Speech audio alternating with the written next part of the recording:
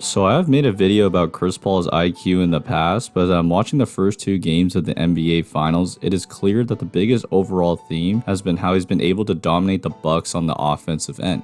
And for someone that stands 6 feet tall, weighs 175 pounds, and is 36 years old, how is he still able to dominate the game?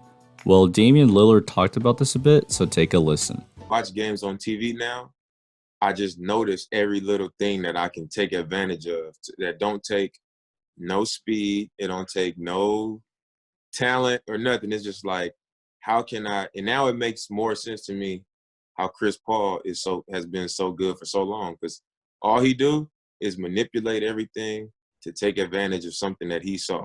Today I wanted to show how Chris Paul manipulates the defense to get what he wants and how he's basically a coach on the floor. One of the biggest questions coming into game 1 was how the Bucks were going to defend pick and rolls. They came out switching every ball screen, which didn't really work since Chris Paul and Devin Booker are great against big men.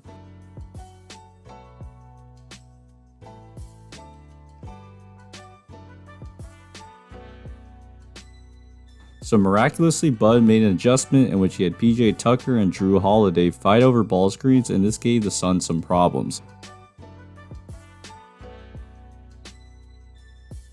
To counter this, Chris Paul initiates a dribble handoff, which essentially becomes a double screen for Booker, and now he gets the switch that he wants. He tells Craig to go to the other side to get the spacing, and CP3 gets rewarded back with an open 3 off the penetration. Next play down, Chris Paul calls for a double screen, and Holiday does a great job shooting the gap so he can't use the initial pick. However, because of his momentum, Paul goes the other way using Aiden's second pick and gets the switch he wants and scores. And because of these counters, the Bucks decided to go back to switching everything, which Chris Paul was able to take advantage of and score at will.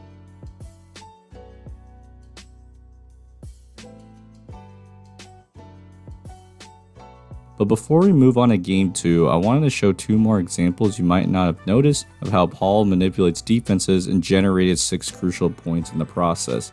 As Booker gets the switch on Portis, notice how Paul motions for Aiden to move down to the baseline area. This gives Booker the space he needs to beat Portis off the dribble, and Paul gets rewarded with an open 3. Here, with the shot clock running down, CP3 notices that Giannis' eyes are locked on him. So even when it appears that he might shoot a deep 3, he's actually baiting Giannis and throws a no-look pass to Bridges, who knocks down the open 3. So even on a possession where it looked like the Bucks were going to get a stop, Chris Paul is able to manipulate defenders with his eyes to get better shots.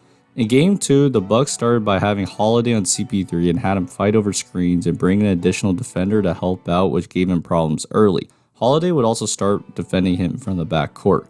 So CP3 countered the pick and roll defense by using a quick crossover, which got Holiday on the other side of the pick and roll, and Paul gets an easy jumper.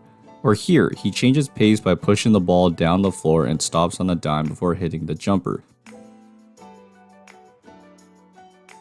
But where he really did damage was in the Spain pick and roll. Holiday doesn't want to switch, so he tries going under the ball screen, but instead of running the play, CP3 decides to walk into the open 3 and he nails it. Second time down, T goes over the screen and Holiday comes to help, which prevents the mismatch, but Booker now has a mismatch on Lopez and eventually steps back for another 3. Third time down, the Bucks miscommunicate and Booker hits a wide open 3. But before I end this video, I want to show how much Bonnie Williams trusts Chris Paul. In a dead ball situation, there's some confusion with what the Suns are going to run, and you can see Paul telling Bridges, "from me," which most likely means he called a play for him. And you can see as the play develops that it is for him, and Bridges gets himself a wide open jumper.